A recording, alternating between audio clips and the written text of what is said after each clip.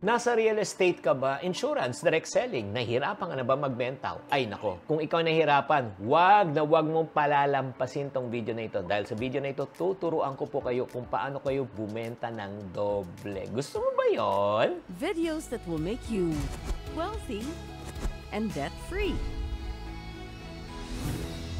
Hi there, this is Chin Kitan, your pambansang wealth coach. Kung kayo po ay na-stress na sa inyong selling business, no? Whether real estate, insurance, direct selling, may traditional business kayo, online business po kayo, I would like to share with you some ideas talaga that can really help you. Some of you might ask, what gives me the right naman to share with you ideas about selling? I've been in sales for over 47 years. I started my sales career at the age of 12. Lahat na benta ko na talaga, toilet paper, pants, shoes, insurance, food supplement, real estate, nakabenta na rin ako. And then, ito lang, kung susuma total ko po, lahat ng mga nabenta kong worth of products, umabot na ako ng billions. Oo, billions. Kasi sa financial industry, we were selling already almost 1 billion per year. That was 2001 during that time. So, naka 2 years po ako doon. Wala pa yung mga ibang products. So, talagang billions na nabenta ko. Kaya nga, pinag-aralan ko ng gusto at ito yung mga na-realize ko. Kaya maganda ka ng papel, ballpen, para ikaw ay matuto. Okay? And you will thank me for this. Maniwala ka. Sige, please type thank you na in advance.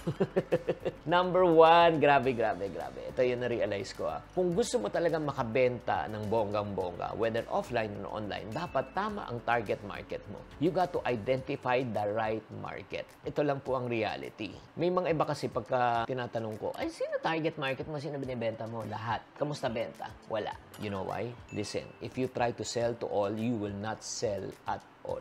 Always remember that. Not everyone will buy your product. If you're selling a product, ito lang, selling a product for kids, sino dapat target market mo? Yung bata ang target market mo? Hindi. Ang target market mo, yung mga matatanda, sila kasi ang gagawa ng desisyon para sa kanila. Alam mo, perfect example niyan, kung nagpo-promote po talaga, grabe, ang galing. Ito lang, revelation na, Jollibee. Di ba? Jollibee. Pinapakita nila, masarap ang chicken, masarap ang, di ba? May bata doon. Pero napapansin nyo, pag may bata, may kasamang matanda sa commercial. Di ba? Either lolo, lola, magulang, nandun. Bakit? Kasi kahit ni-attract nila yung bata, pero pag walang kasamang matanda, hindi sila makakapunta ng Jollibee. Does it make sense? Kaya ang galing kailangan talaga targeted talaga kung sino talaga ang target market mo. I-identify mo, i-market research mo, di ba? Sayang ang oras at pagod mo kung hindi ka nagbebenta sa tamang target market. Dapat hanapin mo talaga ang tamang target market for your products and services. That's number 1. Kung ikaw ay nagbebenta ng mga fitness apparel, ang dapat target mo yung mga nagji-gym, athletes, di ba?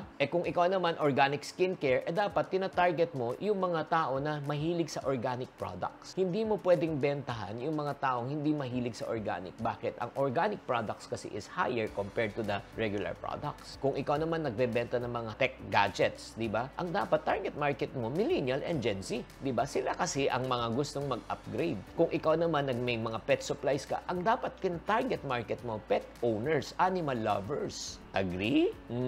Sila kasi talagang willing talaga gumastos. Kaya nga, very important, alamin mo kung sino ang target market mo. In my case, ang target market ko, ikaw na nanonood. Bakit? Kasi interesado ka tungkol sa pera. Diba? Kung paano magpadami ng pera, humawak ng pera, mag-invest ng pera. Number 2. Ayan na, number 1. Target market muna. Dapat clear, ha? Clear ba? Kung clear, pakitype lang clear sa comment section. Ito, number 2, para makabenta ka ng bongga-bongga. Madodoble mo talaga ang sales mo pag naintindihan mo to. Dapat, ang target market mo, willing. Okay. Alam mo, kahit na may tamang market ka, pero kung hindi willing yung target market mo, hindi bibili yan sa'yo. Like for example, ito, may introduce ka, panibagong product. Kunyari, gumagamit na sila ng toothpaste, matagal na sila gumagamit, may bagong product ka na ino-offer na toothpaste din. Question, willing ba sila mag-change? Willing ba sila mag-try? Di ba? Ano yung parang USP mo that will make them try and will make them change? Ano yung USP? Unique Selling Proposition. Yung toothpaste mo ba, pagka binash niya, kahit bungal siya, tutubo ang ngipin niya. Joke lang po yan, ha?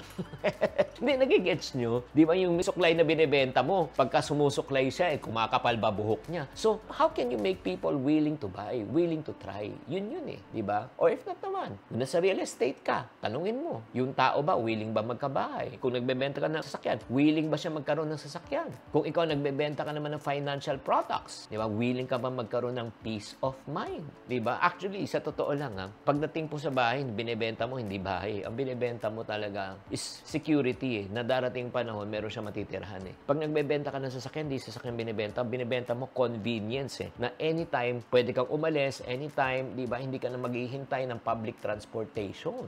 Agree? Kaya nga ang question is, willing ba ang client mo mag-try, magbago, interesado ba sa product mo? Kasi kung di willing, sinasayang mo lang yung oras mo, di ba? Kunyari, wala naman siyang talagang gusto na bumili ng bahay, hindi siya willing, kahit na makipag-usap ka ng matagal, sayang lang oras mo. Agree? O, then, number 1 ulitin ko, tama ba ang target market? Number 2, willing ba? O, number 3, hindi lang dapat siya willing, ang dapat ang tanong, able ba siya? May capability ba siya? Handa ba siya? May ability ba siya? O like for example, ito, target market mo yung mga taong gusto magkaroon ng bahay. Gusto mo ba magkaroon ng bahay? Of course, gusto ko. Magkano yung benta mong bahay? 10 million. Ang next question, able ba siya?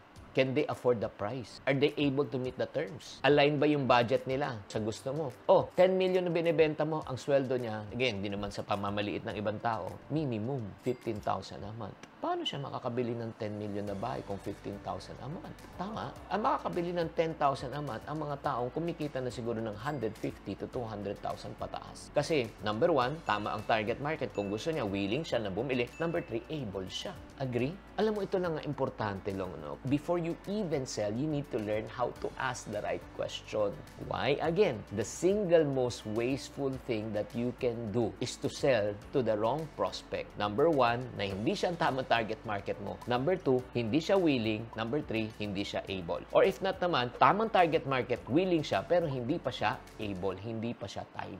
Agree? Did you learn something from this session of ours? Kung ikaw ay natuto sa session na ito at na-appreciate mo talaga tong session natin na ito, ikaw ay nasa sales, gusto mo pa bang matuto? Pakitype lang kung ano na-realize mo na gusto mo ba itong episode na ito. At kung gusto mo pa for me to produce more episode just like this, type please make more. I would love to share with you my secrets on how I was able to sell billions worth of products already. Maraming salamat. Sana naman mag-tune in kayo sa channel na ito. Please do me a favor, subscribe on this channel and share this episode with people who are also in sales. Lalo na kung kayo ay may grupo. Share nyo na to. Makakatulong talaga. Tatandaan, tamang karunungan, tamang disiplina po ang susi sa pagyaman.